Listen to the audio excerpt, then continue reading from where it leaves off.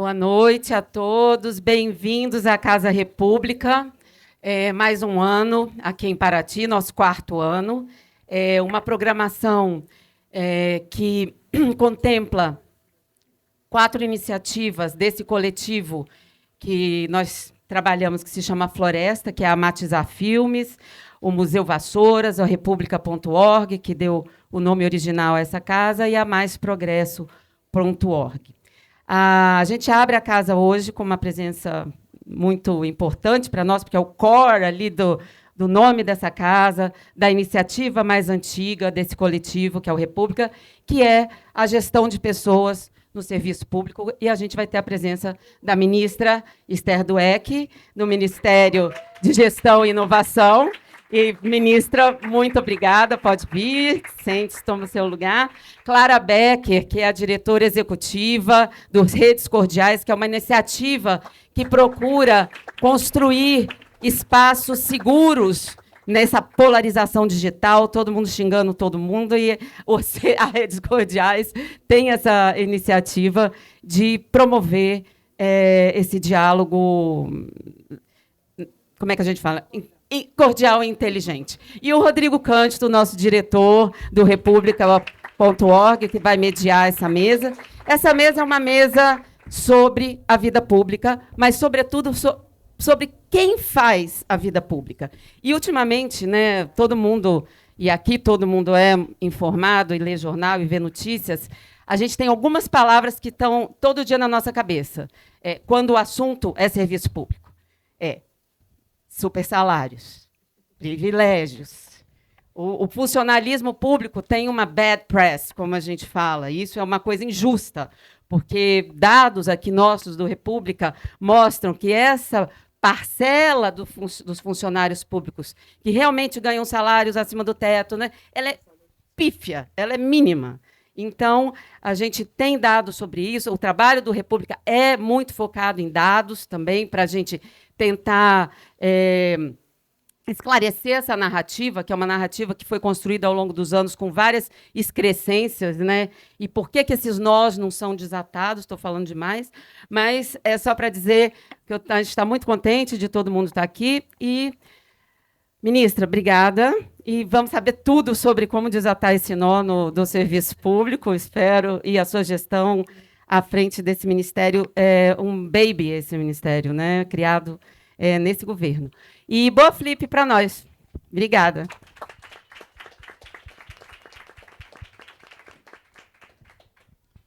Bem, bom dia, agradecer novamente a oportunidade de estar representando a instituição, o Instituto República.org, pelo 2º ano consecutivo. Está aqui na presença da ministra, da Clara. Obrigado pela oportunidade.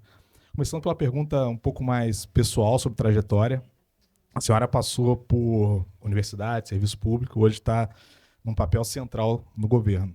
O que te motivou, o que te levou para esse papel na vida pública?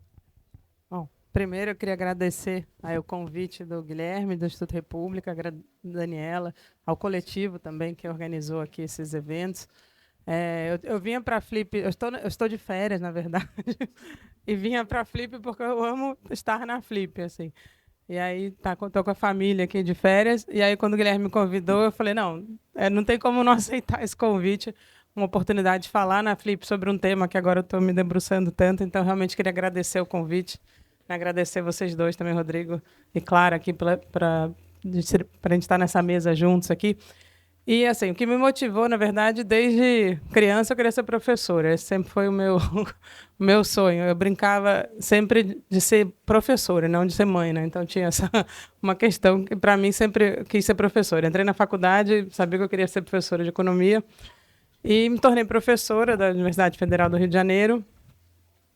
E fui parar no governo federal pela primeira vez em 2011, por uma indicação do Nelson Barbosa para Miriam Belchior. A Miriam se tornou ministra da presidenta Dilma, lá em 2011, e ela precisava de uma economista, ou um economista, na época, e ela pediu indicação ao Nelson, que estava na Fazenda, ela gostava muito do Nelson, e o Nelson fez uma lista de pessoas, eu era a única mulher da lista. E aí ela resolveu escolher a única mulher da lista para entrevistar. Então, teve um pouco ali de uma ação afirmativa da Miriam de me conhecer, né? A gente teve uma primeira conversa, foi uma ótima conversa. Ela me chamou para trabalhar e a gente acabou se dando super bem. E foi uma experiência super importante ali na primeira vez que eu estive no governo federal diretamente, né? Eu sou funcionária pública federal, sou servidora pública federal, mas das universidades. E as universidades são umas autarquias que são bem distantes do governo, né? A gente tem muita autonomia, a gente tem muita independência de pensar, de trabalhar, né? Então a gente não trabalha diretamente no governo. Então foi a primeira experiência realmente ali em Brasília, né? E foi uma experiência para mim super importante. Mudou inclusive a minha trajetória acadêmica, né? Depois eu fiquei no governo de 2011 a 2016, saí junto com a presidenta Dilma ali no dia 12 de maio. Fiquei um ano no Senado como assessora parlamentar, que também foi uma experiência super importante, conhecer um pouco o legislativo, mais de dentro, né? Quando a gente está no executivo, a gente se relaciona muito com o legislativo, mas não conhece tanto o dia a dia do legislativo. Então, tive um ano na assessoria parlamentar do Senado Federal, junto com a Gleisi, principalmente, que tinha sido ministra da Casa Civil, né? Tinha voltado ao Senado. E ela acabou me chamando para ir trabalhar no Senado. Eu fiquei lá um ano. Depois voltei para a universidade, que foi uma experiência muito importante. Assim, essa volta para a universidade foi importantíssima para mudar até minha trajetória de pesquisa. Fui trabalhando cada vez mais com o setor público, né, conhecendo mais, por toda a experiência que eu tinha tido interna no setor público. E aí, orientando muita gente na área de setor público e trabalhando nos NAPs. Né? Os NAPs são os núcleos de apoio a políticas públicas que o PT tem. Eu estive no NAP de Economia. Né? Em 2018, o presidente Lula ele montou um grupo no Instituto Lula de economistas. Né? Eu fui convidada a participar desse grupo e acabei me aproximando do presidente Lula. Não tinha trabalhado no governo dele antes. Né? E aí, enfim, quando ele foi montar o governo, eu fui chamada para o governo de transição, justamente na área de planejamento, que seria planejamento, orçamento e gestão. E a gente, enfim, acabei coordenando o grupo com outros parlamentares, né? A gente trabalhou bastante durante a transição. E aí tive esse convite totalmente, com o qual eu fiquei extremamente feliz por poder participar desse governo, que para mim realmente era um governo de volta da democracia, de recuperação de uma esperança aí para o nosso país. Então foi um pouco assim a minha trajetória, né? Foi uma trajetória meio um pouco com essas ações afirmativas, também com muita experiência no próprio setor público. E agora, como eu digo, eu estou ministra, né, mas eu sou professora.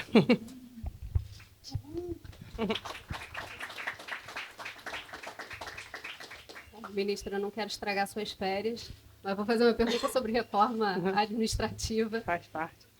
Hoje a gente tem um legislativo muito pouco amistoso, para não dizer francamente hostil ao governo, né? E a proposta de reforma administrativa que deve ser debatida agora, né, na volta do Congresso, ela já chega à mesa sem esses temas mais espinhosos que a Daniela já mencionou aqui, alguns deles, né? Supersalários, estabilidade, aposentadoria de militares. Isso foi uma estratégia para evitar um naufrágio político logo de cara. Inclusive, há gente hoje que defende não fazer grandes reformas, porque elas saem muito desidratadas do Congresso, que é melhor, uma estratégia mais eficaz seria tentar passar coisas pontuais e importantes. E aí a segunda pergunta, né, se no mundo ideal, vamos sonhar aqui bem alto, com o Congresso, né, completamente comprometido ao interesse público, qual seria a sua reforma administrativa dos sonhos para modernizar o Estado brasileiro, o seu Dodge? Bom, eu acho que, primeiro, desde que a gente entrou, né, justamente estava falando do governo de transição, houve quando no governo de transição, você decide os ministérios que vão ser montados. Né, e um ministério que foi criado, né, bem relativamente novo foi o Ministério da Gestão, justamente onde eu estou. E quando a gente estava montando o ministério, a gente resolveu colocar justamente inovação em serviços públicos no nome do ministério. E a gente sabia que isso era possível porque já tinha alguns laboratórios de inovação dentro do Serviço Público Federal, existem vários também nos estados, municípios. E a ideia ali do presidente Lula de criar esse ministério foi justamente que a gente precisava remontar o Estado brasileiro. A gente percebia que houve muitos ataques, principalmente o governo estava muito sem instrumento de ação. E a gente, desde o início, né, criou então um ministério chamado Ministério da Gestão, Inovação e Serviços Públicos e criou uma secretaria extraordinária de transformação do Estado. Eu estou vendo aqui o Bernardo Api, porque o Haddad foi indicado antes de mim, né? E aí ele criou a Secretaria Extraordinária de Reforma Tributária. E aí, quando o presidente Lula me convidou, e eu estava com a equipe que estava montando o ministério, a gente falou assim, não, acho que a gente podia ter algo semelhante, que seria... Mas o nome, talvez, mais simples seria Secretaria Extraordinária de Reforma Administrativa.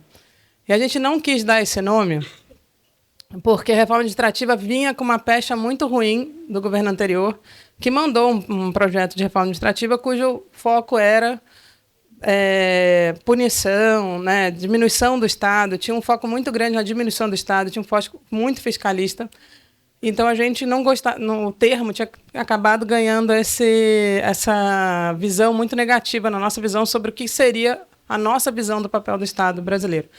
E a gente achava que precisava realmente transformar o Estado brasileiro. Aliás, foi engraçado, porque como já tinha a Secretaria Extraordinária, o nome original seria Secretaria Extraordinária de Transformação Permanente do Estado. Só que ficaria uma contradição em termos, que extraordinário e permanente na mesma frase ficaria estranho. Mas o certo seria uma Secretaria Permanente de Transformação do Estado. Mas se eu botasse esse nome, talvez não deixassem criar. Então, para poder não ter dúvida, a gente botou o extraordinário, que ficava semelhante ao da Fazenda. Mas a nossa visão foi uma visão de que a gente precisava trabalhar para melhorar muito a capacidade de prestação de serviço público à nossa população. E a gente percebe, quando a gente muda a maneira de fazer políticas públicas, você tem resultados até muito rápidos. Estou vendo a Clara ali, que trabalha no MDS, a gente conseguiu sair do mapa da fome em 2 anos. Isso foi um processo de uma mudança.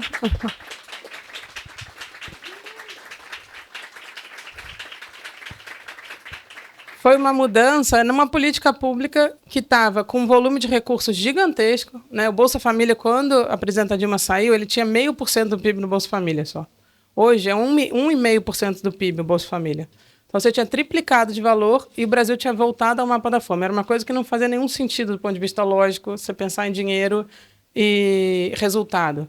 E, na verdade, o que se fez foi remodelar a política, né, refazer a política e conseguir, de fato, dar dinheiro a quem precisava, voltar a condicionalidades, voltar a ter outras. E, obviamente, fome não é só dinheiro, né, tem todo um programa de segurança alimentar, você tem uma rede, né, que é a Clara que coordena as redes dos CRAs aí no Brasil inteiro.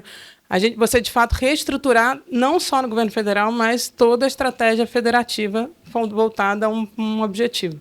E, felizmente, quando você consegue reestruturar o Estado, ele dá a resposta rápida. E, para mim, realmente, sair do mapa da fome é algo muito claro de como é possível fazer a política. E essa era a nossa lógica. E a gente pensou, desde o início, em 3 áreas de reforma administrativa, que a gente chama de transformação do Estado. Na área digital, o Brasil passou por uma transformação digital do Estado muito grande, mas de forma quase que... como a gente pode dizer? Foi meio por fruto da pandemia. A pandemia exigiu que tivesse uma transformação digital e ela foi meio feita de forma descoordenada. Então, a gente está reestruturando essa transformação digital do Estado e, de novo, com foco nos 3 entes da federação, né? Porque não adianta só o governo federal estar muito bem, se o município não estiver bem nessa área, na verdade, não acessa tanto a população. A segunda área é a gestão de pessoas, e aqui, né, o Instituto República tem sido um parceiro importantíssimo nisso, já trazia uma bagagem importante, né? O Instituto República, aliás, é responsável por ter um dos responsáveis pela criação do Ministério, né? Veio as propostas tanto do IPEA quanto do Instituto República de ter o Ministério voltado à gestão pública. Então, a gente tem a área digital, a área de gestão de pessoas e as áreas de mudanças organizacionais. Então, a gente tem trabalhado nessas 3 frentes, né? E aí eu falo, não sei nem se é dos sonhos, mas realmente a gente tem várias iniciativas que já foram feitas, já tivemos mais de 38 medidas aí nessas 3 áreas, e a gente tem todo um projeto para essas 3 áreas de transformação do Estado, voltado especificamente a aumentar a eficiência, mas principalmente voltada à prestação de serviço público para a população. Então, a gente tem trabalhado muito nisso. E aí eu acho que, em relação à proposta que está lá no Congresso, eu tenho uma visão até menos negativa, na verdade. O grupo foi criado com base num projeto de lei que a gente enviou ao Congresso, que era um projeto de lei de reajuste dos servidores públicos, mas que tinham várias iniciativas nossas de reforma administrativa. Eu falo assim, para não dar problema, né? Quando a gente chamou de transformação de Estado, gerou um problema cognitivo, ninguém entendia do que a gente estava falando. Então, a gente resolveu se render ao termo reforma administrativa. Mas esse GT foi criado a partir de uma proposta desse projeto de lei que a gente viu ao Congresso. Né? O Congresso aprovou quase todo o projeto, mas retirou justamente um ponto que para a gente era muito importante, que era a discussão de ter um projeto de gestão de desempenho dos servidores públicos atrelado ao processo de progressão na carreira. E eles retiraram não porque eles acharam que não tinha tido tempo de discutir muito e, portanto, se criaria um GT para levar esse projeto para lá e discutir outros projetos. Né? E esse GT ele ia ser pluripartidário, então todos os partidos participam, tem um representante de cada partido, e a gente já ficou, assim, para a gente foi muito positivo o fato a maneira como ele foi apresentado era positiva, não era negativa. Enterrava a PEC 32, que a PEC 32 era a PEC que veio lá do governo Bolsonaro, né, do governo anterior, não ia partir daquele projeto, seria um projeto novo, voltado a uma lógica muito parecida com o que a gente está propondo de realmente aumentar a capacidade de fazer políticas públicas. Então, nesse sentido, a gente sempre viu com muitos bons olhos a criação do GT. O deputado Pedro Paulo trabalhou muito fortemente com um grupo de consultores e ele ainda não apresentou o texto final. Ele já tem conversado com a gente tem dado propostas, incluído propostas de texto, etc. Não é um texto de consenso, não é isso. O texto é da Câmara, né? Por enquanto é um GT da Câmara, não é junto com o governo, mas a gente tem trabalhado muito com eles. E, na minha visão, tem temas como supersalários que, de fato, não é simples em um mês se resolver. O Brasil não resolveu aí, sei lá, em mais de 100 anos de república, não vamos conseguir resolver em um mês. É um tema que demanda muita discussão, demanda muita sentar junto na mesa, poder definir quais são os termos. Então, a gente acha que, mesmo que o que ele falou que não estava nesse texto agora, mas ele tem um monte de propostas sobre isso. E aí essas várias propostas com quais muitas a gente concorda serão discutidas ainda num fórum mais amplo para poder ver o que, de fato, há consenso político para ser aprovado. Eu acho que essa lógica é uma lógica importante. Assim, esse processo de discussão entre executivo, legislativo e, no caso, judiciário também, porque tem que envolver o judiciário nessa discussão, ele precisa ser algo consensuado e, obviamente, ouvindo um pouco a demanda social, na demanda, né, da população, que é da gente melhorar um pouco isso e controlar alguns casos que são muito exorbitantes. Como foi dito antes pela Daniela, são pouquíssimas pessoas que ganham fora do teto. Pensando no total de servidores públicos, a gente tem mais de 12 milhões de servidores públicos no Brasil. Né? A quantidade de gente que deve ganhar fora do teto não deve ser nem de 20, 30 mil pessoas. Então, assim, vocês percebam que é nada, assim, perto do total dos servidores públicos. A grande maioria dos servidores públicos ganha muito pouco, na verdade. A grande maioria dos servidores públicos são professores, médicos, enfermeiros, que ganham um salário relativamente baixo comparado ao top do funcionalismo público, que é pouquíssima gente. Mas a gente acha que esse é um tema que precisa ser enfrentado e a criação do GT vai ajudar a gente a avançar. Eu acho que pode ajudar a gente a avançar. Então, a minha visão não é tão negativa, não. Acho que a gente está num processo... E, para mim, o grande ganho disso, primeiro, foi a mudança da lógica. Saiu da lógica de redução do Estado, saiu da lógica punitivista, saiu da lógica na verdade, de olhar o Estado como um problema e passou a olhar o contrário. Melhorar o Estado é algo necessário para transformar a vida das pessoas. Então, para mim, já foi uma vitória isso, muito grande, fruto, acho que, de um debate intenso, até do que a gente trouxe. E agora a gente acha que o segundo semestre vai ser um processo aí de muita discussão, né? O API sabe bem disso, a reforma tributária. Foram anos e anos até conseguir a gente aprovar a reforma da tributação indireta. Agora estamos, acho que talvez de uma maneira mais célere, até aprovar a tributação da renda, que é algo, se a gente conseguir fazer a aprovação desse projeto que está lá, é uma mudança radical no Brasil em termos de desigualdade. Então, eu acho que a gente vai ter um segundo semestre bem animado com o Legislativo e esperamos que a gente espera conseguir avançar bastante aí nessas frentes importantes que estamos discutindo. Quando a gente fala de reforma administrativa, inovação, enfim, tudo isso a gente está associando, como a senhora bem disse, à precarização do serviço público.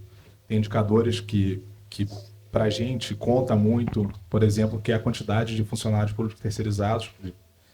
Esse número tem crescido, números recentes de 2003 a 2022, esse número cresceu 1.760%,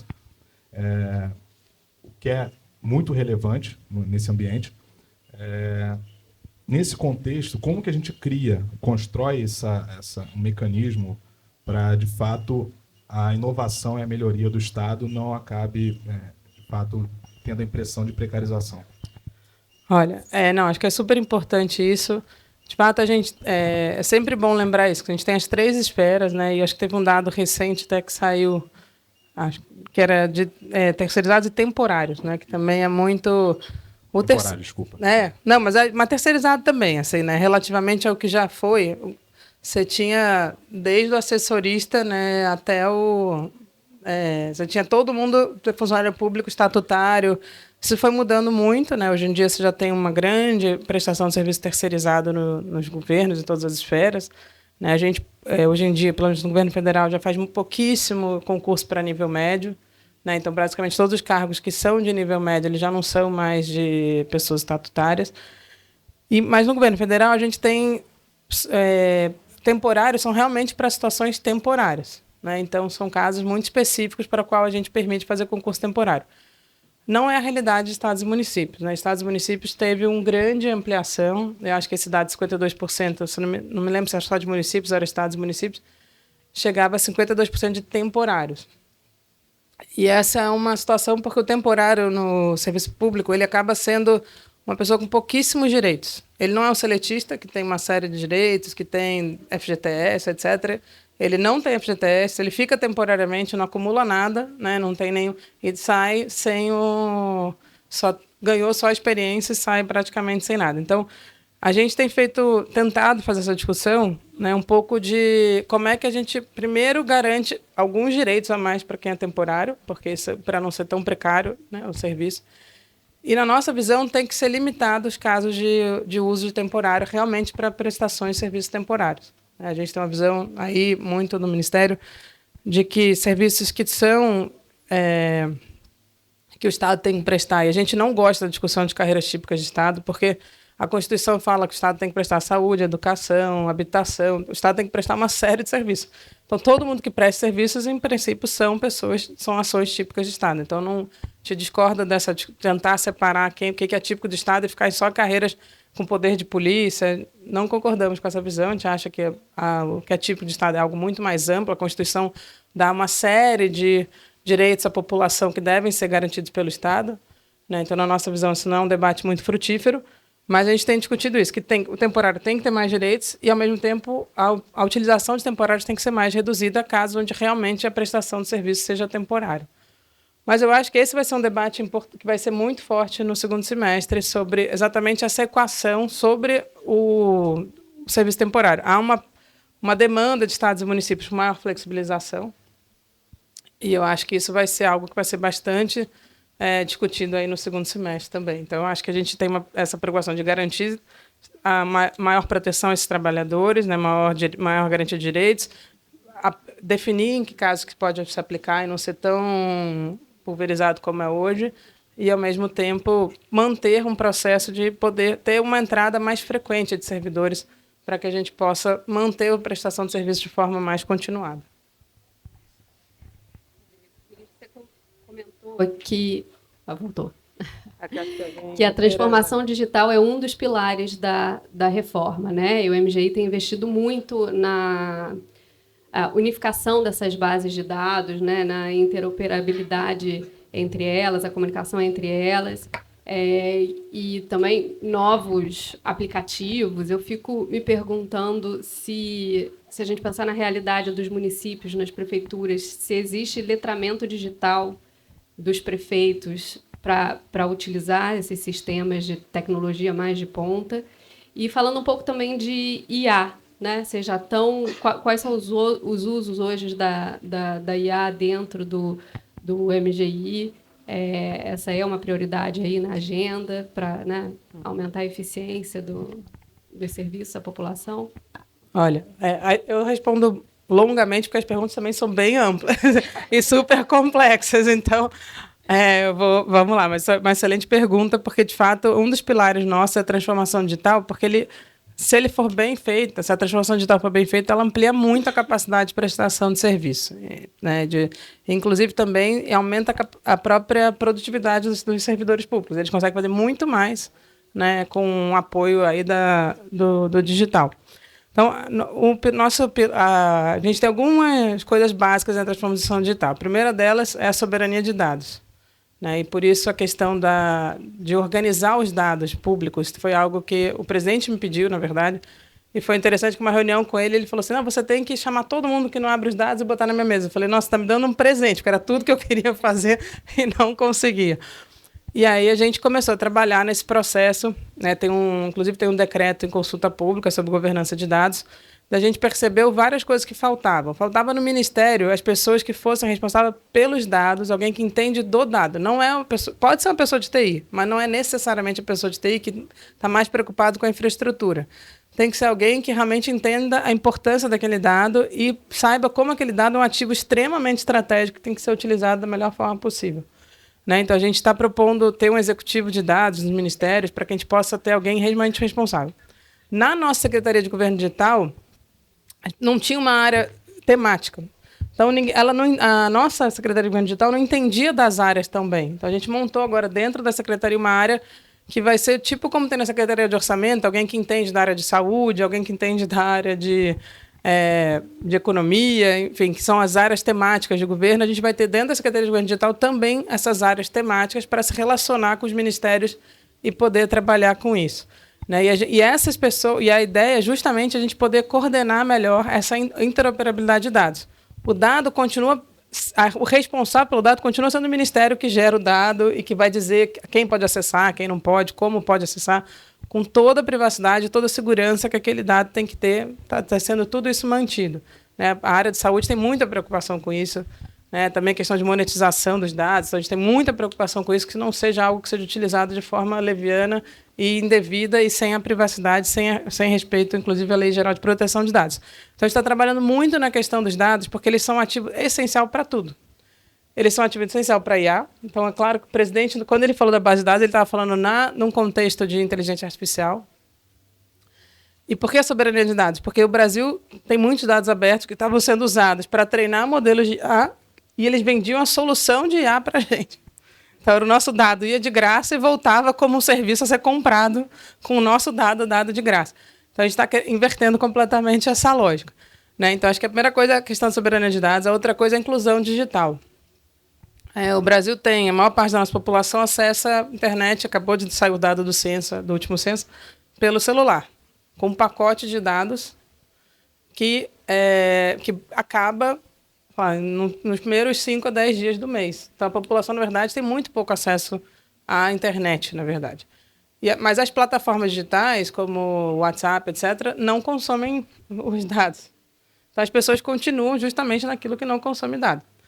A gente tem feito um trabalho grande com o Ministério das Comunicações para tentar que os serviços públicos possam também entrar num sistema de não consumir dados. Não é trivial. Então, essa é uma coisa que a gente está tentando avançar. Mas a gente está pensando nos pontos de conectividade. Né? Então, a gente avançou muito nas escolas conectadas, estamos tentando ter espaços que a gente chama de balcão GovBR, quando a pessoa pode ir para se conectar e poder ter acesso aos serviços digitais. E lá também tem alguém que ensine a usar os serviços digitais.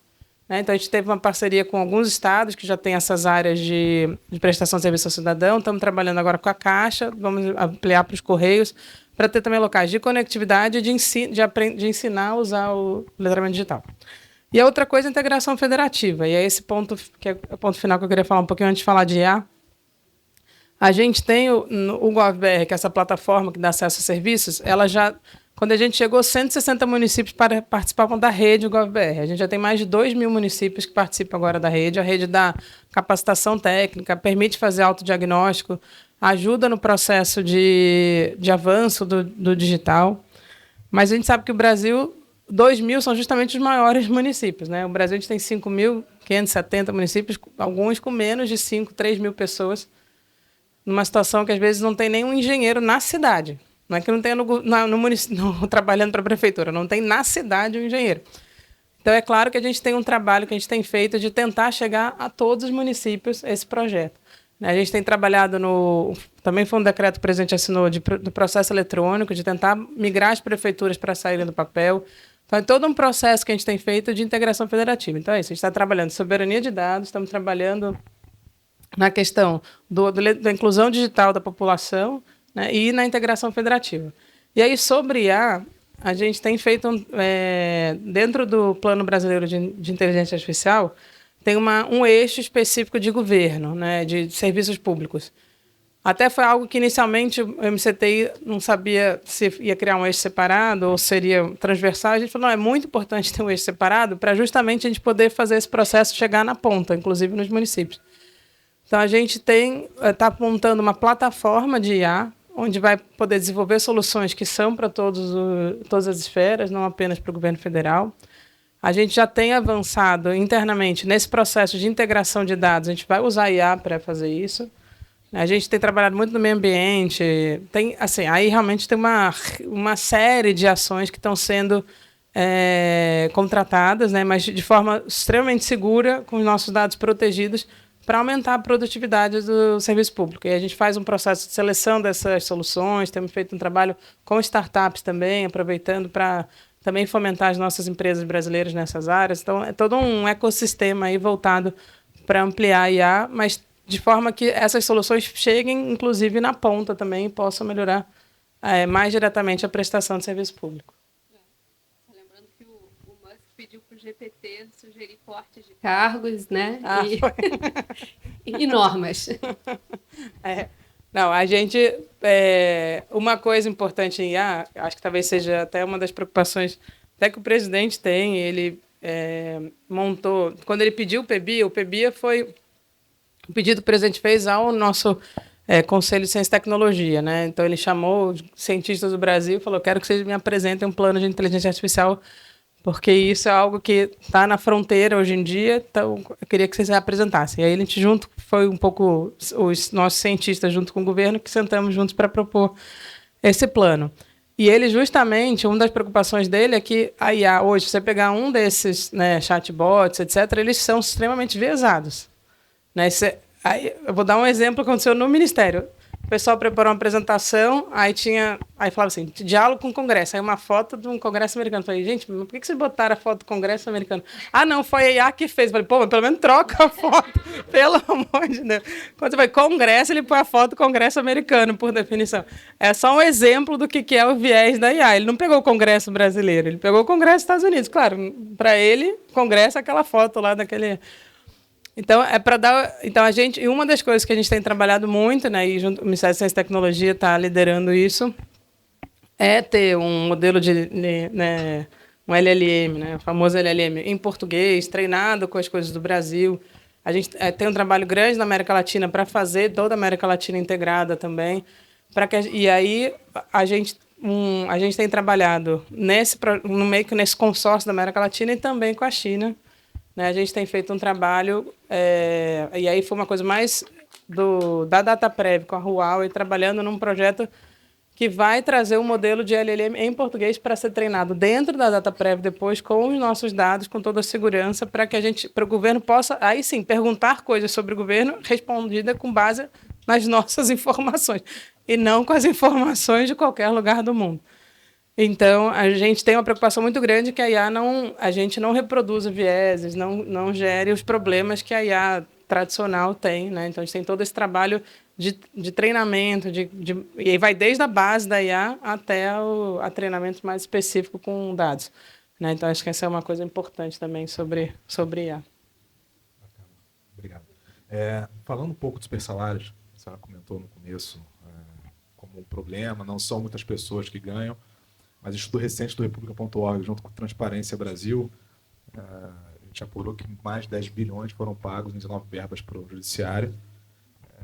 E a pergunta é por que um assunto que tem apoio popular, um assunto que é custoso para os cofres públicos, ele não ganha força, ele não ecoa, e como a gente sai desse imobilismo?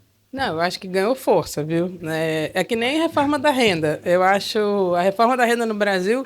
Eu estou usando, acho que a Pita na minha frente está me inspirando em falar sobre isso, mas a reforma da renda no Brasil, quando eu estava no governo da outra vez, há 10 anos atrás, as pessoas achavam que quem pagava imposto era só a classe média. Acho que hoje em dia, o imposto de renda, isso é verdade, e é por isso a importância da reforma da renda. Mas hoje em dia as pessoas têm consciência de que quem paga proporcionalmente mais imposto são os mais pobres, dado o peso da carga tributária em impostos indiretos. A gente, sei lá, em 10 anos, teve uma mudança muito grande de compreensão sobre a questão tributária, o que ajudou a aprovar a reforma tributária anterior e vai ajudar também agora, por pressão da sociedade também, a aprovar essa nova, né? Foi aprovada agora na comissão, a gente espera que consiga aprovar e sem muito desidratar a proposta enviada pela Fazenda, porque realmente é algo essencial para um país tão desigual quanto o nosso. Então, eu acho que foi um processo de conscientização que chega no Congresso. Então, por mais que a gente saiba que no Congresso você tem, né, em termos de representação, uma representação muito grande de empresários, de homens, pessoas brancas, ou seja, não representa... Se você fizer cara a crachá com a população brasileira, não tem a representatividade, mas a pressão popular tem eco, assim, e as pessoas lá todas foram votadas, eleitas, né, foram legítimas, estão lá representando parte da população, e a pressão social tem impacto, sim. Tanto que eu acho que o Pedro Paulo, ele sempre fala, o deputado Pedro Paulo, que se não tiver nada sobre supersalários, vai ser uma frustração generalizada do ponto de vista da expectativa que a sociedade tem sobre isso. O que é muito bacana, porque se parar para pensar, a gente mudou da lógica de que funcionário público não faz nada e que tem que ser punido, para uma lógica de que tem uma parcela dos funcionários que ganham muito que não deveriam ganhar muito. Então, é um grande avanço em termos de entendimento sobre o tema. Então, eu acho que a minha visão é que alguma coisa vai ser feita assim. Mas ela não é simples e precisa de muito diálogo e muita conversa para chegar numa proposta que tenha impacto, que reduza os impactos orçamentários e que também controle um pouco certas, enfim... injustiças enormes na distribuição de recursos públicos, principalmente dentro do próprio funcionalismo público. Alguém já fez, o dado está defasado, a gente quer refazer isso, o índice de Gini, 2 funcionários públicos só. Porque a gente conhece o índice de Gini da população brasileira, que é extremamente desigual, né? Infelizmente, uma das mais desiguais do mundo, mas internamente o serviço público também é uma desigualdade gigantesca, com uma concentração muito grande de pessoas ganhando pouco e pouca gente ganhando muito. Né? Então, não é à toa que é um volume muito grande de recursos, mas para pouca gente. Então, isso já demonstra que é o mesmo caso né? Por isso que o imposto de renda tem esse efeito. Né? A gente vai melhorar a vida de 20 milhões de pessoas para 140, pago por 140 mil. Então, é esse grau de distorção que existe na renda do Brasil também existe dentro do funcionalismo público, que a gente também está tentando, e esse é um processo que não é trivial, que a gente está tentando melhorar também. Bom, uma outra crítica bastante recorrente à máquina pública é que ela não mede resultados e, por isso, não, né, estimula o bom desempenho. Né? E, no passado, já houve uma tentativa de implantar, né, um sistema de pagamento por desempenho, mas, na prática, o que aconteceu é que esses bônus eles foram incorporados ao salário e divididos igualmente entre todos e sem distinção de produtividade. O que aconteceu no passado, por que deu errado? Existe uma outra proposta para corrigir, né, para que isso não aconteça de novo? Olha, de fato, e isso não é só no Brasil, não. A gente tem vários estudos já mostram que toda vez que você tenta... Essa é uma discussão que a gente vai fazer também agora no segundo semestre.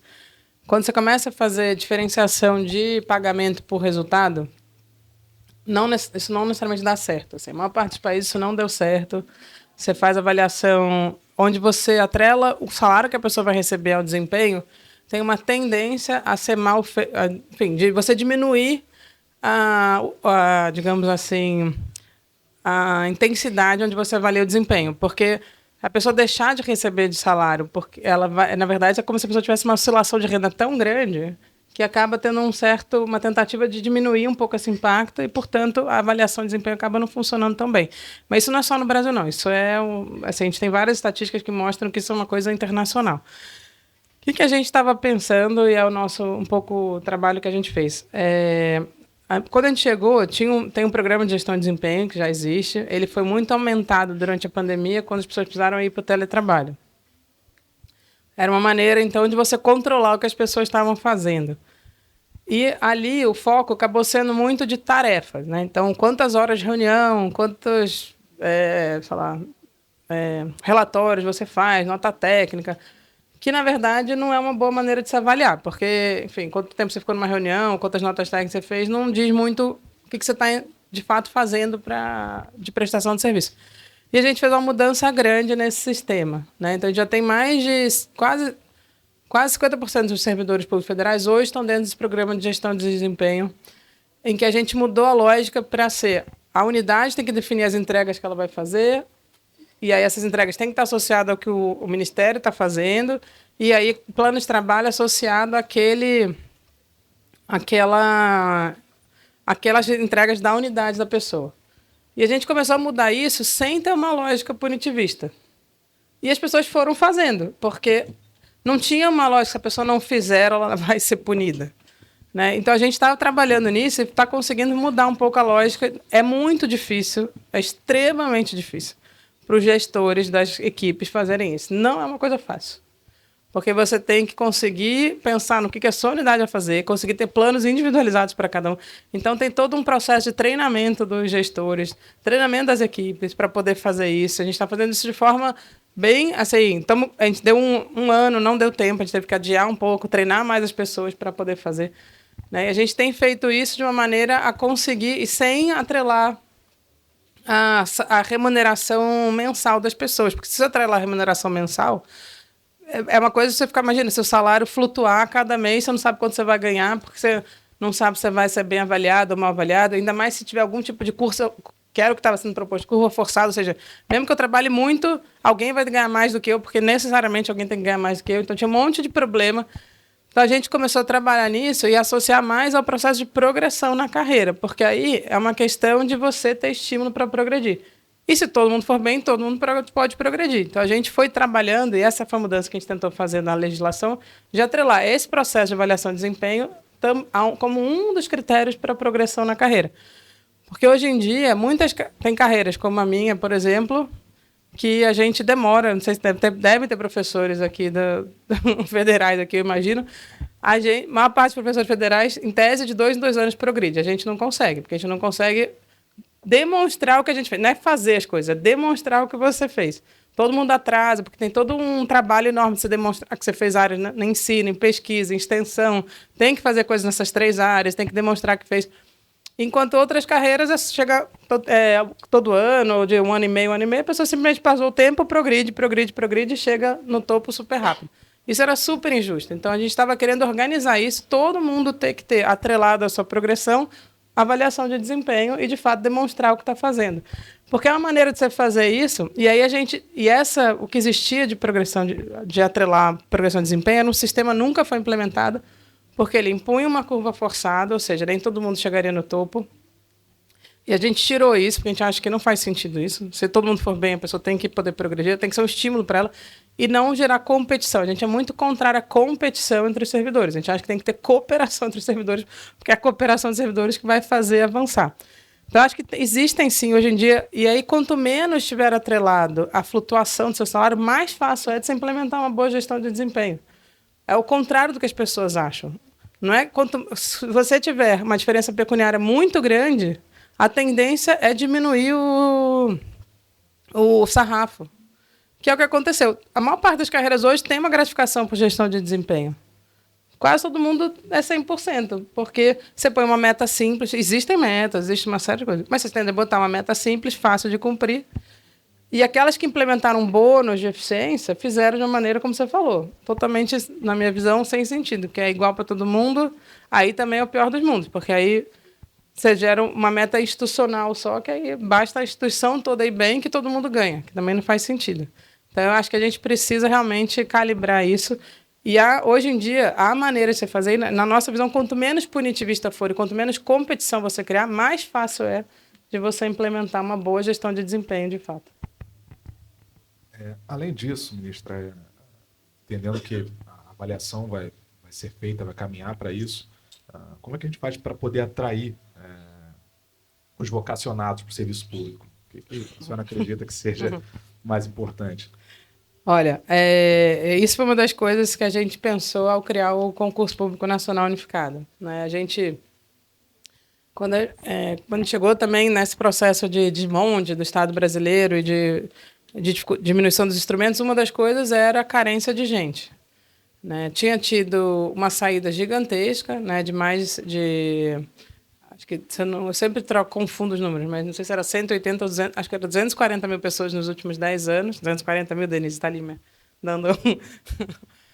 e uma entrada muito inferior a isso, então tinha tido uma perda líquida de 70 mil, só que a entrada foi totalmente desbalanceada. A maior entrada foi na área de educação, pelas expansões dos institutos federais das universidades. Ali teve entrada, até porque teve uma regra aprovada ainda no governo Lula, né, nos mandatos anteriores do presidente Lula, que é a única área que tem uma troca automática. Alguém sai, volta a vaga para o MEC. Né? Não para a universidade específica, mas volta para o MEC, e o MEC pode redistribuir aquela vaga.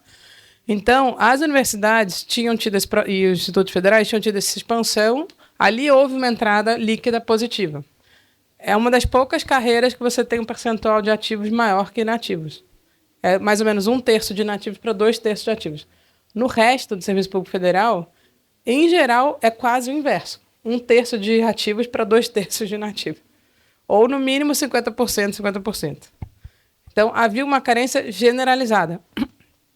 E porque ficou anos sem concurso, né, e concursos em áreas muito específicas, mais na área de segurança, mais nas polícias, e em alguns concursos que a Justiça determinou que fizesse. Então, houve uma determinação para fazer na Previdência, na área de meio ambiente, mas eram basicamente concursos para nível médio, e não porque precisava de nível médio, porque era mais barato só. Não era uma lógica de que servidor eu preciso. Não. Eu sou obrigada a fazer, então eu vou fazer de nível médio que custa metade do valor do salário. Essa era a lógica. Não tinha lógica nenhuma da necessidade efetiva de servidores. Então, a gente chegou, viu que tinha uma carência generalizada, então começamos a aprovar concurso. E aí a gente se deparou um pouco com isso. Assim, primeiro, que servidores que a gente quer atrair? E aí a ideia do concurso foi, por vários motivos, né, de aumentar a diversidade regional, né, de aumentar a diversidade do serviço público, mas também uma prova que fosse menos aquelas pessoas que a gente chama de decoreba. E, de fato, que a pessoa tivesse que escolher o que ela realmente quer fazer, e não prestar 200 concursos públicos só porque quer prestar concurso público. Né? Então, a pessoa tinha que escolher um bloco, que era uma área onde ela tinha mais especificidades. A prova media muito conhecimentos gerais. A pessoa, de fato... Então, a própria prova ela tem que ser uma prova que estimule essa questão vocacional. E aí eu acho que tem um processo, hoje em dia, se a gente parar para pensar, basicamente você não tem mais tanta diferença em ser um servidor público, um servidor, não sei, exceto a questão da estabilidade, né? Mas hoje em dia você já não tem, a previdência já é igual da CLT, você não tem FGTS, né? Por isso você tem estabilidade. Então, assim, na verdade, hoje em dia a gente tende a ver que as pessoas que entram têm um pouquinho mais de vocação mesmo. E aí eu acho que isso é na entrada. Mas o mais importante é durante o processo que a pessoa entra. E aí é o que a gente tem feito agora. A gente está fazendo um curso de formação para todo mundo que entra no Serviço Público Federal. Antes, eram só algumas carreiras com curso de formação. A gente agora, quando a gente regulamentou o estágio probatório, que também é uma outra coisa importante, né? Você tem que usar o estágio probatório para selecionar as pessoas que realmente têm vocação para estar ali no Serviço Público Federal. Né? E não ser simplesmente um período que você não tem estabilidade, mas também você não fazia avaliação, e aí não tinha nenhuma lógica, né? Perdi essa lógica de vocês exatamente usar esse período de estágio probatório de forma a atrair pessoas vocacionadas. Então, agora, todo mundo, durante o estágio probatório, tem que fazer um curso de formação que é bem amplo. A ENAP já está pronto, o curso já começou, inclusive, para os novos servidores, mas outras escolas de governo vão poder dar o curso de formação, desde que tenham semelhança com os conteúdos programáticos que a ENAP está propondo. Né? E é um processo de você formar os servidores públicos também. Né? As pessoas não precisam, né, nascer com vocação para o serviço público, mas elas podem ser formadas e você usar justamente esse período do estágio probatório para criar naquelas pessoas essa vocação também. Né? Despertar nelas a vocação e as pessoas entenderem que elas vieram para o serviço público não para ganhar um salário e não fazer nada. Vieram para servir a população e, óbvio, por isso serão remuneradas e têm que ser remuneradas. Isso é um fato. Mas elas estão ali principalmente para servir a população. Então, esse processo inicial, você tem a própria seleção, tem que ser uma seleção melhor, mas também a formação inicial, quando a pessoa entra, de fato, prepará-la para ser um servidor público ou uma servidora pública. Eu vou aproveitar que a gente falou aqui sobre o concurso nacional unificado. Enfim, além dele em si ser, né, bastante inovador, ele tem um mecanismo bem inovador de inclusão de gênero, né, que não é a questão das cotas, mas você garantir que na segunda fase do concurso você tenha pelo menos 50% das mulheres. Percebeu-se que as mulheres estavam ficando na primeira fase dos concursos em questões mais objetivas, mas se elas continuassem, elas desempenhariam melhor depois, e foi corrigido isso, né? De alguma forma. Enfim, até a sua história pessoal, que foi... né? De uma ação afirmativa. De uma ação afirmativa. Eu acho que, enfim, queria que você comentasse um pouco, né, qual a expectativa em termos de diversidade, representatividade no funcionalismo com esse mecanismo novo, mas também como fazer que essa inclusão não fique só na porta de entrada, né? Aí eu vou citar aqui até um estudo do República de 2023 que revelou que 6 em cada 10 mulheres em cargos de liderança no governo federal já sofreram assédio moral e quase 30% relataram ter sido vítimas de assédio sexual, né? E a gente tem visto que nem mesmo as ministras de Estado estão imunes, né? Vide como a Marina Silva foi tratada no Congresso, para não citar o caso da Aniele. Então, como é que a gente enfrenta esse problema, né? Como combate o assédio e garantir uma inclusão para além da porta de entrada também? Não, acho perfeito essa pergunta. Acho que, primeiro, a ideia do concurso, justamente, o foco principal é o aumento da diversidade. E a gente, aí no primeiro momento, a gente estava muito preocupado com permitir que mais pessoas pudessem fazer o concurso. Então, a gente teve uma preocupação muito grande com a isenção, né, em garantir mais possibilidade de isenção, então, além das que já existiam, né, do cadastro único e de doador de medula óssea, né, a gente fez também para quem era egresso de FIES e ProUni, né, ou também que tivesse com bolsa de FIES e ProUni. Então, com isso, a gente teve uma grande faixa de isenção, um valor da matrícula, da taxa relativamente baixo comparado a outros concursos, né? Porque a gente sabe que quem está acima do cadastro, um pouquinho acima do cadastro único, não é que tem uma renda sobrando no Brasil. Então, a gente tentou fazer uma taxa de inscrição relativamente baixa, a questão da proximidade, porque tem a taxa de inscrição, depois as pessoas tinham que viajar, pagar um hotel. Então, assim, quem consegue pagar passagem e hotel para fazer um concurso público? Já excluiu uma parte grande da população brasileira. Então, tudo isso era uma lógica de aumentar a inclusão na entrada, né? E a gente teve toda uma discussão da política de cotas, né, para pessoas negras. Na verdade, entrou esse ano também indígenas e quilombolas. A gente teve a primeira experiência de cota indígenas para a FUNAI no outro concurso, do CPNU1. Nesse agora, a gente vai ter mais amplo, né? A gente tem agora 25% para pessoas negras, então ampliou de 20% para 25%, 3% para indígenas, 2% para quilombolas. Então, a gente já tem uma ampliação de cotas. E no caso das mulheres, foi justamente uma das coisas que nos surpreendeu é que as mulheres eram 56% das inscritas, 52% das que fizeram a prova e só passaram 37% de mulheres. E não era só um viés das carreiras que estavam ali, era realmente alguma dificuldade que tinha. E o percentual de aprovadas foi parecido com aprovadas na primeira fase. Significa que, na segunda fase, a diferença entre as mulheres e os homens diminui.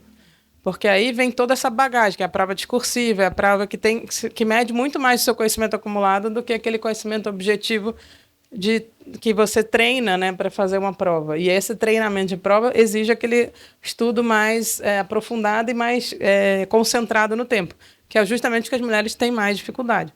Teve uma moça que passou lá para o Ministério, e ela tinha 4 filhos. Aí eu fui conversar com ela, falei, como é que você fez? Ela falou, não, eu moro em casa, aí eu saía de casa, aí pulava pela janela, para o meu filho achar que eu tinha saído de casa para poder estudar. Então, para ela poder estudar, ela tinha que fazer esse teatro de sair por uma porta, pular a janela, entrar de novo no quarto lá que ela estudava e poder estudar. Então, para vocês verem, isso é o caso de alguém que conseguia um tempo para estudar. Uma parte da mulher não consegue esse tempo para estudar. E aí, o Itamaraty, que tem um histórico de um percentual muito baixo de mulheres, né, já tinha feito essa política de de permitir que tivesse equiparação entre mulheres e homens passando da primeira fase. E aí a gente achou que esse era o momento de fazer nesse concurso também, para justamente ter essa garantia. E aí a disputa depois é na nota. E as mulheres que entrarem, que forem, por exemplo, 60% de homens, 60 homens e 40 mulheres, vai chamar mais 20 mulheres. Essas mulheres vêm com uma nota menor na prova objetiva. Mas, em geral, a prova objetiva, a diferença entre quem passa e quem não passa é de décimos. É uma diferença mínima. né, na ponta, né? Lógico, as pessoas que passam lá na frente têm notas muito mais altas, mas quem deixa de entrar, em geral, está muito próximo de quem entrou. Em geral, é uma questão que faz a pessoa sair ou entrar. Então, não tem tanta diferença. E aí, depois, aí na prova discursiva é que vai ter, de fato, aí a gente vai poder avaliar melhor. No concurso, nessa segunda edição, tem 60% de mulheres inscritas, ou seja, ainda aumentou o percentual.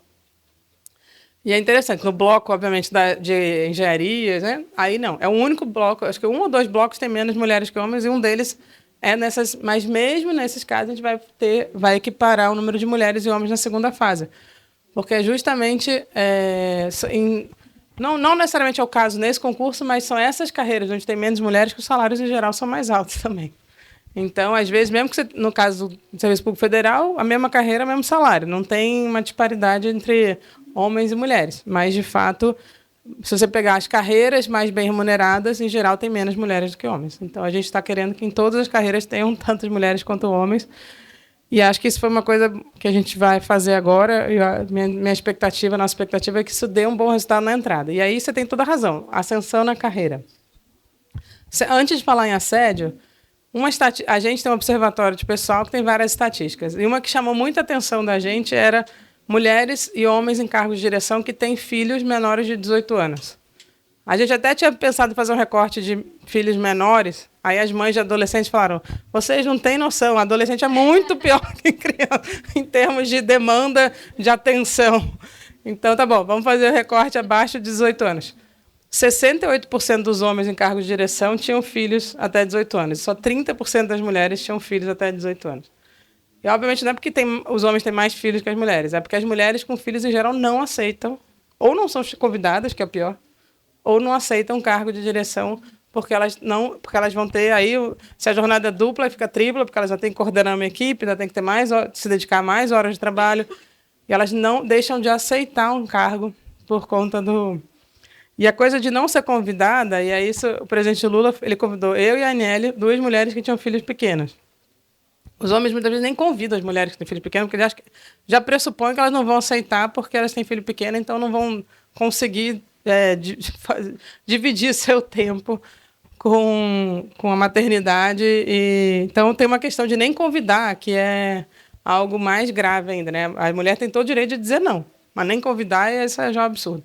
Então, tem essa questão da dificuldade em assumir cargos de direção, e as mulheres, em geral, que assumem cargos de direção são mais velhas, porque já estão com filhos mais velhos, etc.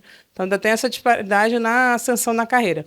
E a questão do assédio, quando a gente chegou, era uma situação muito grave de assédio generalizado, não só moral e sexual, mas um que era muito grave era um assédio institucional, a pessoa não poder trabalhar.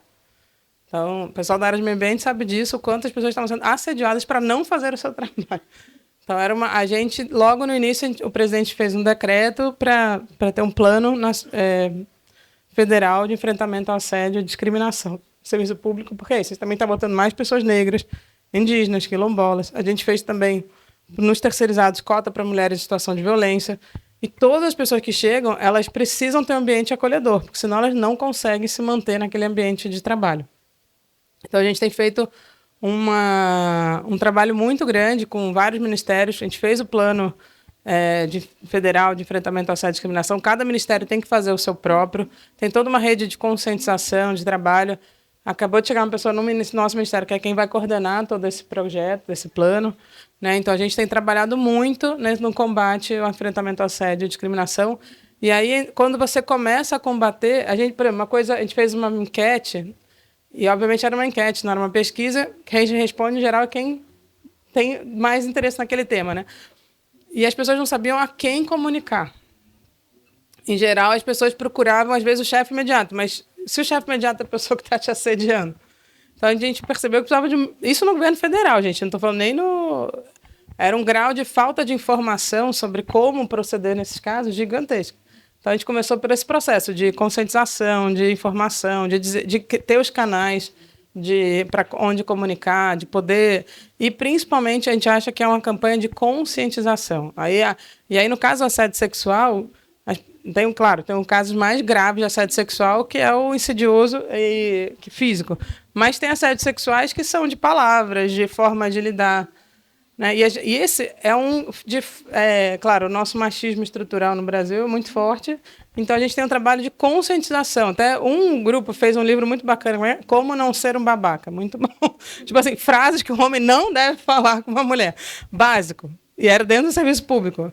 Mas é esse tipo de coisa que a gente tem que lidar, desde o básico, de ensinar, olha, chamar que a mulher é bonita não é uma coisa boa, necessariamente. Você num ambiente de trabalho, você fala assim, bonitona, não sei o quê. Isso não é uma coisa boa, entendeu? Não, mulheres não vão se sentir melhores por isso. Então, desde uma coisa simples como essa, até, obviamente, os casos mais graves de crimes mais contundentes, né, que têm que ser totalmente reprimidos e a gente ter canais de denúncia, de as pessoas se sentirem acolhidas para poder fazer a denúncia também.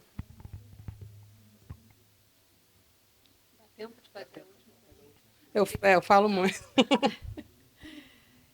A gente tem 15 minutos de perguntas da plateia, né? Se alguém quiser fazer, olha, já tem uma pessoa ali. Tem uma mão ali, uma ali. É que a gente não enxerga as mãos daqui, porque está uma luz forte aqui. Para todo mundo ouvir, se você Boa noite. Eu queria primeiro falar que o que você falou, que a transformação do Estado seria melhor do que a reforma administrativa, né? Primeiro falar para você continuar com isso em mente, que eu acho que é legal. Eu acho que a luta vai ser maior, talvez. Mas, enfim, vou jogar aqui uma peça de quebra-cabeça e não vou fazer necessariamente uma pergunta assim, objetiva. Eu vou citar 2 exemplos aqui que tem a ver com essa questão do serviço público, de fortalecer, e com o tempo aí, com a janela que o governo tem, que é até ano que vem, vai ser um ano de eleições, e tem algumas restrições, né, para chamar funcionários e fazer novos concursos. Mas, no entanto, vocês já mostraram que é uma política do governo fortalecer o funcionalismo público, tanto dos órgãos quanto das empresas públicas, né, que teve concurso da Embrapa. Então, as peças seriam... Vou dar um exemplo aqui de Paraty. Eu sou morador da cidade há 13 anos. Aqui em Paraty, a gente tem 3 aldeias indígenas, né, e eles fazem participam muito da cidade, enfim, tem toda uma questão. E tem uma unidade da FUNAI, que é mais perto aqui, em Angra dos Reis. E teve o concurso do CNU, e eu acompanho, assim, especificamente, sei que tem os famosos grupos do cadastro reserva, né? Inclusive tem vários memes de você que rola, assim, no sentido positivo, né? Da esperança das pessoas. E, por exemplo, não tinha uma vaga aqui para Angra dos Reis, estou falando especificamente desse bloco que tratava de vagas sobre a FUNAI. Por um outro lado, também teve o concurso da Embrapa, que recentemente foi feito, né? Também tem um cadastro reserva. E em relação especificamente ao da Embrapa, a Embrapa tem uma importância gigantesca, né, para o Brasil, tanto da segurança alimentar quanto também da parte econômica. Enfim, a gente contribui muito para a economia do Brasil. Em 2001, o Paulo Guedes, né, que ficou famoso aí por uma frase que ele falou de vamos jogar uma bomba no bolso dos servidores, ele publicou uma portaria que limita o número de funcionários da Embrapa. E eu queria saber especificamente dessa questão da Embrapa, se a SESC, né, que é agora a secretaria que detém a autonomia para derrubar essa portaria, se isso poderia ser feito, enfim, quais são as perspectivas tanto do CNU como dos outros concursos que vocês têm de chamar o cadastro reserva, dado que tem essa relação não muito harmoniosa com esse Congresso e o tempo, né? E ano que vem é a eleição, a gente espera que vocês continuem aí no poder. Enfim, mais ou menos esse quebra-cabeça e quais são as perspectivas para os cadastros reservas. Perfeito. Quer juntar um bloco ou eu respondo? Eu acho melhor responder, ministro. Tá ótimo. Não, perfeito. Porque a gente consegue fazer algumas perguntas. Não, só uma piada em relação ao cadastro reserva, porque de quem eu mais recebo presente é do pessoal de cadastro reserva. E no CNU tem 13 mil pessoas de cadastro reserva. Então é gente pra caramba de cadastro reserva, mas a gente tem sim uma expectativa de chamar. A gente tem no orçamento previsto para esse ano e tem para o ano que vem também. Enfim, pelo ainda não foi enviado do ano que vem, mas a nossa expectativa é ter um orçamento reservado para chamar parte do cadastro reserva. E provavelmente em quase todas as carreiras, inclusive a FUNAI. Em relação da Embrapa, eu não sei dessa portaria. Acho até estranho que ainda esteja em vigor. Não, então tá bom. Eu vou falar com o pessoal da SESC, porque realmente a Embrapa é um órgão que a gente tem, enfim. O próprio presidente Lula, alguém falou isso, que ele vai em qualquer país do mundo, ele quer abrir um escritório da Embrapa, e qual era o outro órgão? Que ele vai em todo lugar do mundo que abrir um escritório desse. Agora eu esqueci qual era a outra, mas da Embrapa, ele talvez é uma das empresas que ele tem mais carinho. E é um caso bem... Assim, vou aproveitar o caso da Embrapa só para contar uma coisa rápida para vocês. A típica coisa da dificuldade que a gente tem de capturar valor público. E essa discussão de quem financia pesquisa, né? A Embrapa talvez seja responsável pelo sucesso do nosso agronegócio. Acho que quem desenvolveu, de fato, a possibilidade de plantar ali no Centro-Oeste. E a Embrapa é uma empresa dependente que tem quase nada de recursos próprios. Ela ganha quase nada das inovações que ela fez. Quem ganha o dinheiro pelas inovações que ela fez são os próprios produtores rurais aí que usam, né, um pouco essa tecnologia desenvolvida pela Embrapa para a gente perceber o quanto o próprio setor público não consegue captar o valor daquilo que ele faz, porque, na verdade, ele gera valor para a sociedade, gera muito valor para o setor privado. Então, eu vou olhar essa questão da Embrapa, porque realmente E em relação aos escritórios da FUNAI, a FUNAI era um caso... Se eu falei da área ambiental, a FUNAI talvez seja o caso mais grave de assédio institucional que se tinha, em termos de praticamente impedir o trabalho do órgão, e uma das coisas foi justamente as regionais que estavam completamente sem gente, né? Então, eu acho que esse é um processo, aí eu preciso saber da própria FUNAI qual é a intenção deles, mas foi um dos maiores números de vagas que a gente autorizou, né? FUNAI, as maiores vagas foram IBGE, FUNAI, a Fiscal do Trabalho, que era outra área também praticamente impedida de trabalhar, com toda a discussão da reforma trabalhista ia tentar diminuir a capacidade da justiça trabalhista de funcionar e a fiscalização.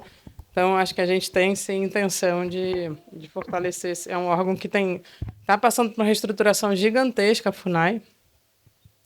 A gente vai ampliar agora os cargos na própria FUNAI para ter mais áreas, para também aumentar a questão regional. Então, isso é bem provável que vá ter. Agora, se vai ter aqui para Angra, realmente eu não tenho como saber, que aí depende do planejamento do próprio órgão.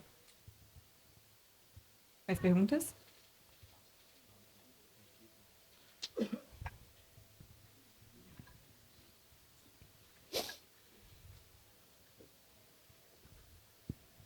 Ministra, meu nome é Danilo, eu sou jornalista e cientista político, e no ano passado eu trabalhei num projeto que tratava de tecnologia de informação e comunicação e gestão pública. E uma coisa, só com prefeituras e secretarias estaduais. E uma coisa que me chamava muito a atenção ali era a questão do armazenamento de dados, porque todas elas tinham uma dificuldade muito grande de armazenamento, aí tinha aqueles períodos de pico que, para não derrubar o serviço, acabava necessitando uma nova contratação. E o que acontecia é que elas acabavam ficando muito vulneráveis à pressão de contratação de serviço de nuvem, porque permitia cruzamento de dados e tal. Só que são empresas estrangeiras com acesso aos dados brasileiros. Não por acaso que elas colocam um preço bom ali para a nuvem. Eu queria saber como que a gente atravessa isso, porque tem a questão da restrição orçamentária, tem a questão de uma tecnologia que a gente não tem e precisa ter, e traria ganhos, né? É isso, obrigado. Não, obrigada, Danilo. É até uma coisa que eu esqueci de falar um pouco sobre isso mesmo, na questão da nuvem. Essa era uma das realidades que a gente encontrou, não só... Se você viu isso na prefeitura, também acontece no governo federal. Quando eu falei da questão dos dados estratégicos, uma das primeiras coisas que a gente fez, uma portaria ainda em 23, foi sobre o uso de nuvem. Porque o que tinha acontecido é justamente esse processo de transformação digital, a questão de armazenamento, todo mundo migrou para a nuvem e nuvem pública. Nuvem pública em empresas, em qualquer empresa. Uma nuvem que qualquer pessoa tem acesso. E os nossos dados estavam e estão em qualquer lugar do mundo. Não é só que elas estão numa empresa estrangeira e muitas delas americanas, mas também o dado estava em qualquer lugar do mundo e qualquer... e a gente, infelizmente, hoje estamos vivendo a possibilidade efetiva de algum tipo de sanção de determinadas empresas com o nosso país. Então, o que a gente, lá em 23, a gente já tinha essa preocupação e a gente fez uma portaria da nossa Secretaria de Governo Digital que essa parte foi toda transposta para esse decreto agora de governança de dados, que é a ideia de que nuvens, dado quando ele tem um grau máximo de sigilo, o GSI já dizia que ele tinha que estar no órgão, não podia estar em nuvem, mas só esses dados estavam protegidos. Todos os outros, com sigilo, com algum tipo de classificação, estavam em qualquer lugar. A gente falou, todos os dados que têm algum tipo de sigilo e são classificados, eles têm que estar armazenados. Podem estar numa nuvem, mas tem que ser o dado tem que estar numa empresa pública federal de TI. Basicamente serve para data prévia. Mas isso é infraestrutura física, ou seja, o dado está ali. Mas o serviço de nuvem, a gente ainda tem um serviço de nuvem fornecido basicamente pelas nossas Big Techs. Nossas não, né? Pelas Big Techs, que não são nossas. E a gente está também trabalhando, devemos fazer algo que é algo que a gente desde o início está pensando, como a gente estimula essa inovação no Brasil de ter serviços de nuvens brasileiros também. Né? E aí esse é um trabalho que a gente está fazendo agora, né? Enfim, deve intensificar mais. Já tem algumas empresas brasileiras que estão começando a fazer isso e a gente quer estimulá-las, que elas avancem nisso para que a gente tenha o serviço da nuvem também, não só o dado estar num lugar conhecido, né, que pelo menos e a gente está discutindo transferência tecnológica, uma série de coisas para poder avançar também nisso. E aí o Redata, que é uma política de incentivo a data centers, que é algo, né, que tem várias questões importantes. Uma de ter data centers no Brasil, a gente está também, uma das coisas é ter uma parte do serviço para serviços públicos. Né? O data center é justamente para poder ter armazenamento de dados não só federais, mas também estaduais e municipais. Então, eu acho que tem todo um trabalho, você tem toda a razão, esse é um assunto super delicado e difícil, né? E a gente ainda tem um gap tecnológico muito grande para poder, de fato, diminuir a nossa dependência. A gente está trabalhando numa coisa da infraestrutura física e tem que avançar para a própria prestação de serviço. E é algo que a gente tem uma preocupação grande, mas ainda vai ter um tempo aí para a gente realmente ter uma autonomia e uma soberania nisso.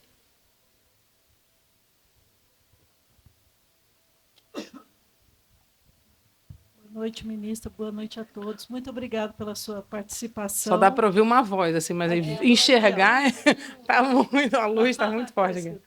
Meu nome é Cláudia, eu sou pesquisadora. E eu gostaria de perguntar sobre assédio e sobre essas novas iniciativas e novas políticas. Que é um assunto que eu presenciei, testemunhei e vivenciei na carreira científica durante muitos anos.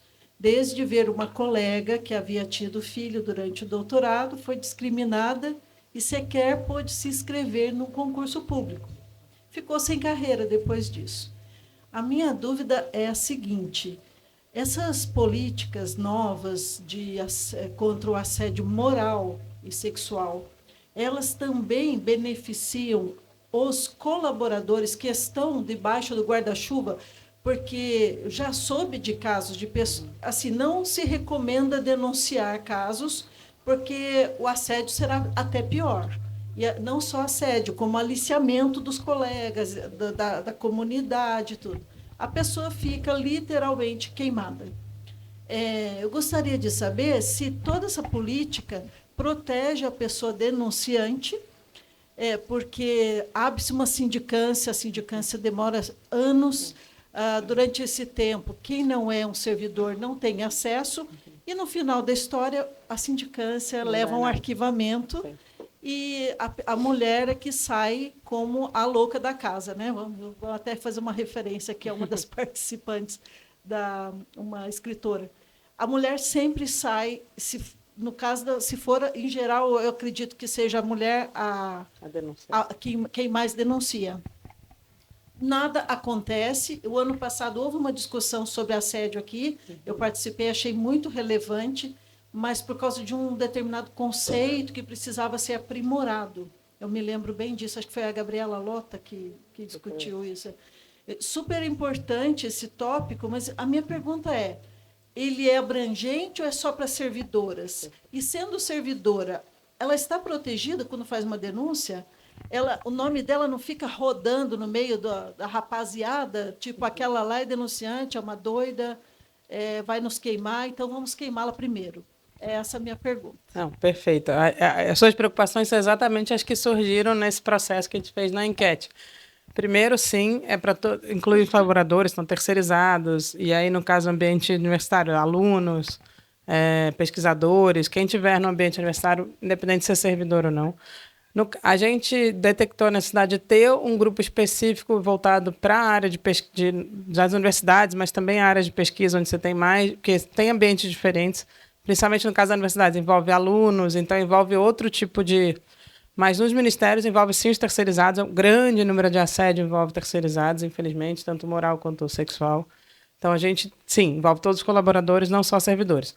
E uma das coisas principais é a proteção, principalmente a questão de privacidade, né, de sigilo e de celeridade no processo. E de um espaço seguro de denúncia. Essa é a principal coisa que apareceu. E mesmo eu, enfim, sou professora da universidade e fui aluna da universidade, mesmo, estou na FRJ há quase, enfim, já perdi a conta, mas enfim, muitos anos. Fui aluna, graduação, mestrado, doutorado, pesquisadora e depois professora. Então, a gente, o ambiente universitário também começou a mudar isso, acho que você deve perceber isso. Felizmente, né, as mulheres conseguiram reclamar mais dessa falta de espaço para denúncia, de poder ter segurança na denúncia, porque a maior parte das pessoas que sofrem assédio não quer denunciar porque tem medo de retaliação. Esse foi o que apareceu na enquete. As pessoas têm medo de denunciar Então, tudo isso, sim, está sendo tratado. E aí, até o Ministério das Mulheres é engraçado, porque as mulheres, na hora de denunciar, elas iam ao Ministério das Mulheres, independente do ministério que elas estavam. Por quê? Porque ali elas achavam que seria um ambiente seguro, que as pessoas, de fato, dariam ouvidos a elas e iam, de fato, levar a sério o que elas estavam falando. Então, isso tudo tem sido tratado e a gente está pensando nas ouvidorias, tem uma área específica para os servidores, né, para denúncia de servidores e colaboradores, todo mundo. Então, espaço que seria o espaço de, enfim, pessoas que trabalham ali naquele ambiente. Então, tudo isso está sendo levado em consideração, porque você tem toda a razão. E isso é uma coisa que está sendo... Então, até hoje ainda há esse problema. É o que a gente está tentando enfrentar e acho que a sua pergunta vai ao ponto do que a gente percebeu nas enquetes, que era exatamente esse tipo de preocupação que as pessoas tinham. A gente tem tempo para mais uma última pergunta. Alguém? Então, Pedro não vai fazer pergunta, não. Ele não, ele trabalha comigo para perguntar o que ele quiser, todo dia.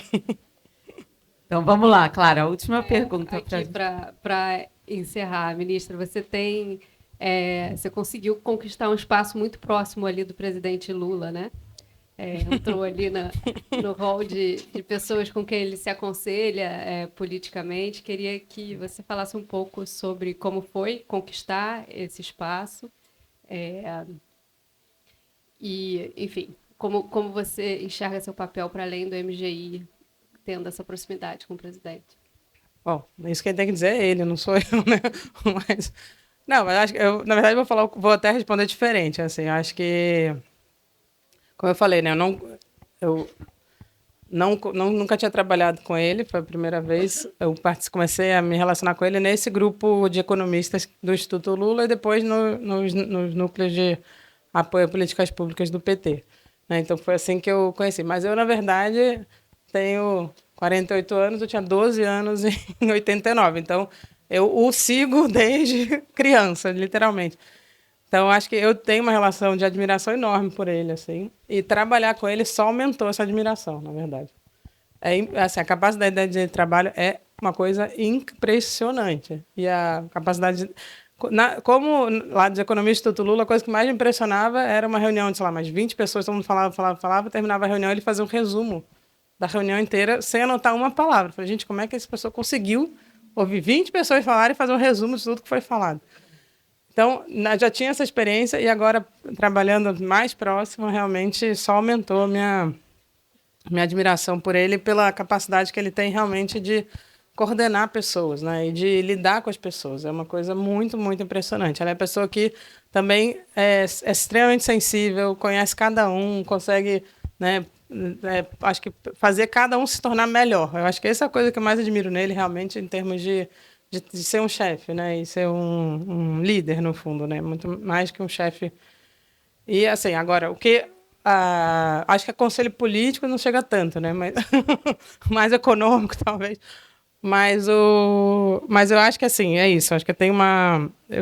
Para mim, como alguém que estava lá com 12 anos de idade, participando de uma campanha política e estar onde eu estou hoje, foi realmente algo completamente, enfim, que me deixa extremamente feliz e honrada, né?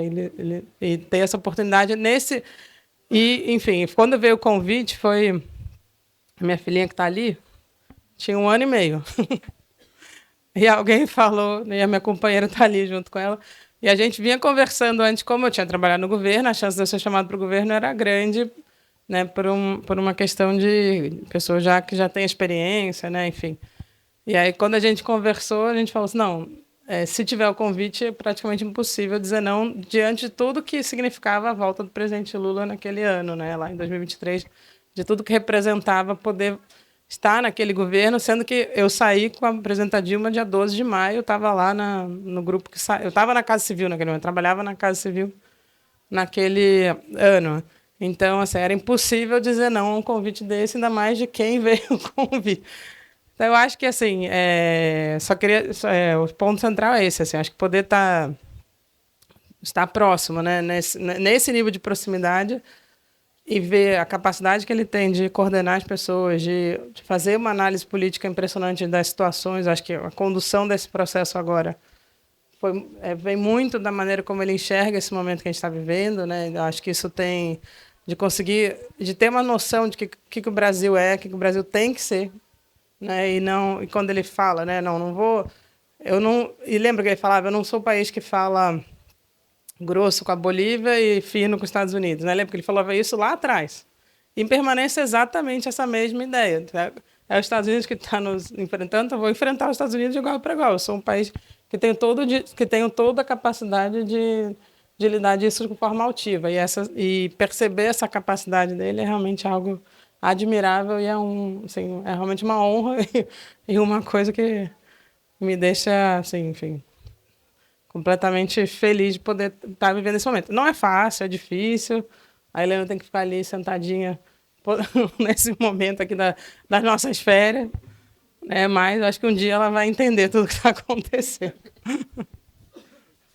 Ministra, muito obrigada. Rodrigo Cândido, obrigada. Clara Becker. Excelente mesa.